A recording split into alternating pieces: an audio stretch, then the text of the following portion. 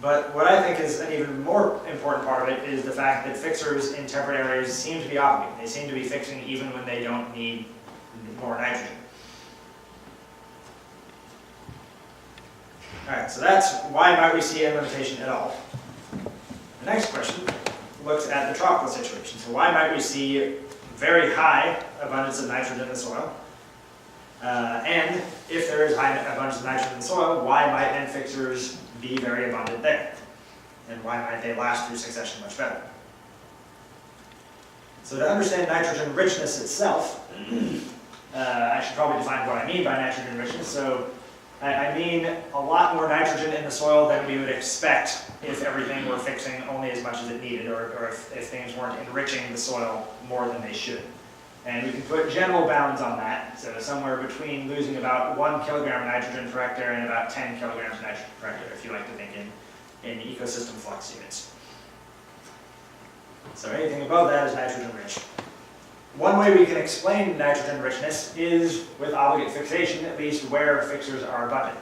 So if fixers are abundant and they are obligate, then it makes sense that we can see nitrogen richness, as we might in sort of mid-successional areas that have alders, for instance. But I just told you that most of the end fixers we see in tropical forests are not obligate. They seem to turn fixation off, so that means we have to look a little bit harder.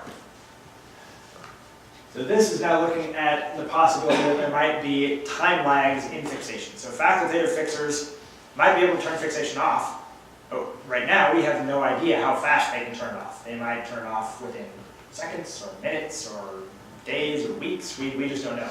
But we can ask with a model what happens if they have different time scales. If it takes them a minute to turn fixation on and off, then they don't overfix at all. You see no nitrogen richness.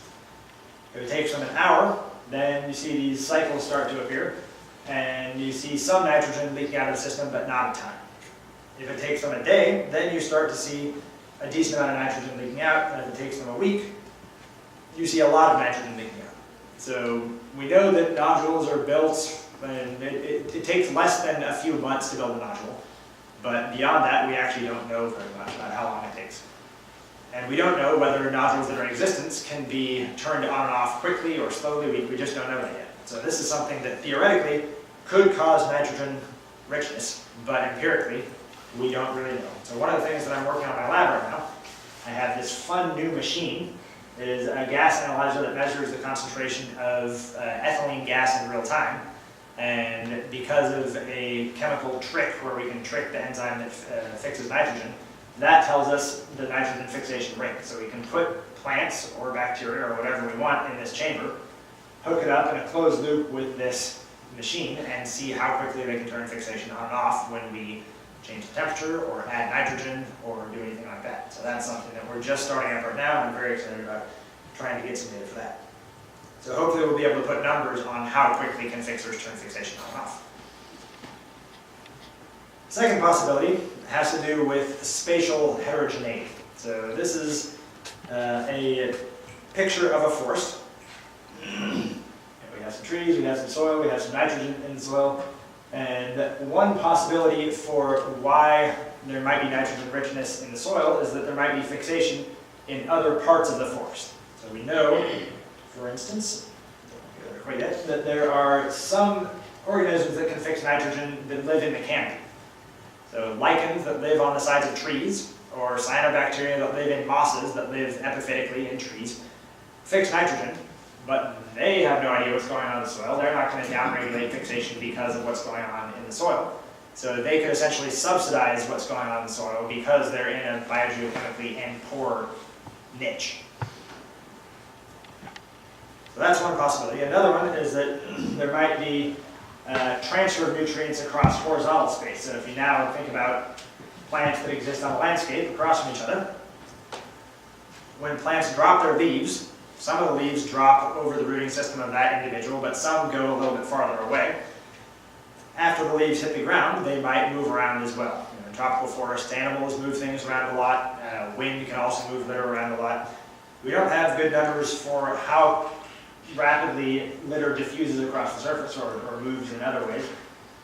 We have some data on how far litter falls when it drops, But I figured this might be something that can help explain nitrogen richness. If N fixers are essentially exporting their nitrogen to other parts of the forest, then maybe that could enrich those other parts of the forest and maintain a system where N fixers are fixing. So with that same sort of model that I showed before, we tried to look at that question. And so this looks at how the proportion of litter being transferred to another patch. So what fraction of litter that comes from me, a tree, goes outside of my rooting zone. That's from 0% to 10%. How that affects what facultative fixers should do. So this is facultative nitrogen fixation. And what nitrogen losses we see. So this blue line is the nitrogen loss that we would count as the N richness signal. And what we see is if we get somewhere between 5 and 10% of litter being transferred to another patch, then it still makes sense for fixers to be fixing. They would turn fixation off if they needed to, but they don't because they still are nitrogen limited. And because of that nitrogen that's exported elsewhere, looking across the whole landscape, you see a signal of nitrogen richness. So this is another way that, in theory, we can explain nitrogen richness. We still need some data to try to pin down those numbers. So one of the things that I've been starting up at our field station in Columbia is to do some Lagrangian movement experiments with litter. So we paint some leaf litter, and then we go back and see where it's gone, and trying to figure out how fast does litter move around the forest. So we are in the process of analyzing those data right now, but at some point I'll have at least one data point for eastern deciduous forests, and some of my students are thinking about doing similar things in tropical forests as well. All right, so why might there be nitrogen richness? The fact that N fixers are there is an essential part, but it's not the only part. We also have to understand why they might be fixing more at the ecosystem scale than we think they should. One possibility is there might be a time delay in turning fixation on and off. Another possibility is there might be spatial transfer of nutrients. And at the moment, we have the theory, we're just trying to figure out what the data say. All right, so now I've told you what the patterns are, why we might see a limitation, and why we might see nitrogen richness. Now, what I think is the most interesting part of it, why might there be a latitudinal transition? Why might we switch from N fixers being extremely rare in very poor areas to N fixers being extremely abundant in N-rich areas? There are two things that I think are going on. One has to do with those trade-offs between N fixation and other processes. So if those effective costs of N fixation change across latitude, then that could be what's going on. And for reasons I'm not going to get into now, we think that growing season and to a lesser extent temperature are probably important factors there. But again, that explains why N fixation would change, not why N fixers themselves would change. So to really understand N fixers, I think the strategy difference is really key. So the fact that at temperate latitudes, fixers seem to be obligate, and at tropical latitudes, fixers seem to be facultative, could be really important. We only have a few data points for that right now, so I can't say this conclusively, but the evidence certainly points in that direction. One of the things that I'm trying to do right now is get funding to do a bunch of field experiments to try to pin that down even better. But we can get partway there with data analysis. So now this is just showing the same simulation results that I showed you before between a non-fixer and an obligate fixer. Obligate fixers do really well early in succession. Facultative fixers in environments that start and limited do well throughout succession, so they can account for the successional pattern as well. So looking at the forest inventory data that I showed you earlier on can help us understand this obligate versus facultative pattern as well. So these are the data that I showed you initially for the US and Mexico. This is N fixer basal area as a percent of total base area across latitude. So in Mexico and up to the southern part of the US, N fixers are pretty abundant, and then N fixers drop out. What I'm going to show you in these two panels are statistical fits using these model simulations. So saying, if we assume that obligate fixers are rare at the landscape scale as governed by this model simulation, and facultative fixers are abundant in N-limited areas, then we can ask what combination of N fixation strategy, obligate versus facultative, and habitat, n-limited versus non-n-limited, best explains these data.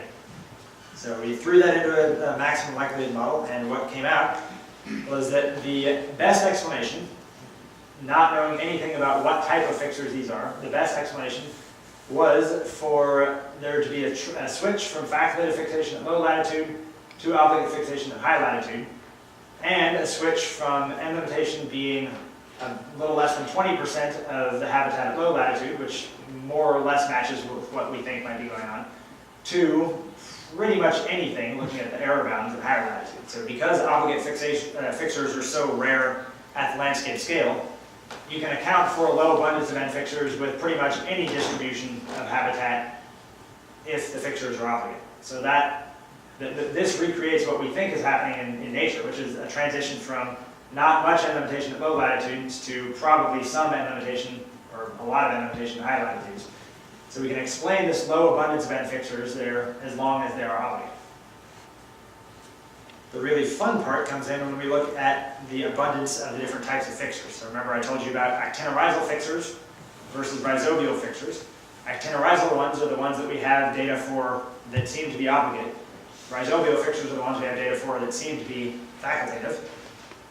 These are now looking at the same data, US and Mexico forest inventory data, looking at the percentage of the N fixtures in each degree of latitude that are actinorhizal.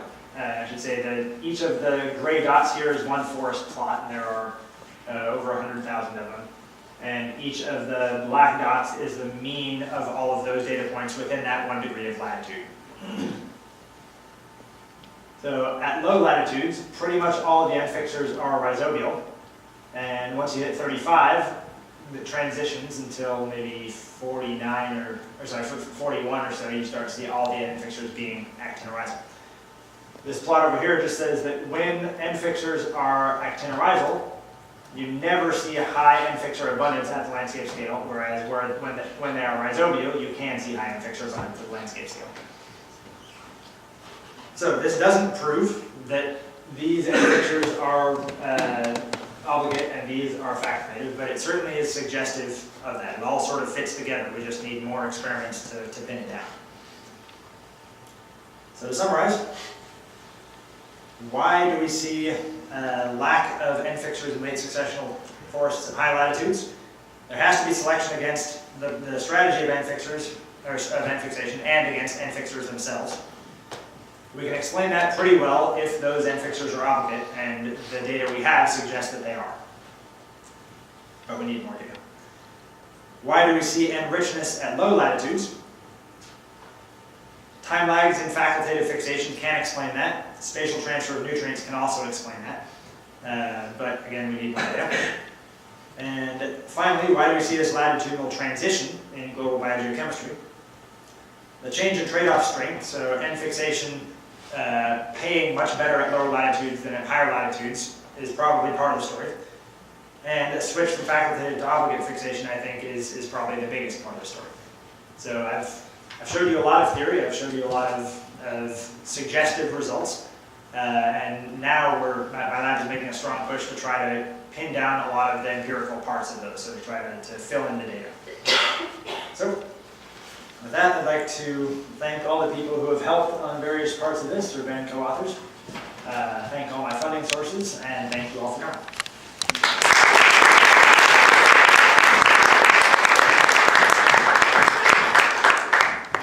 We have questions.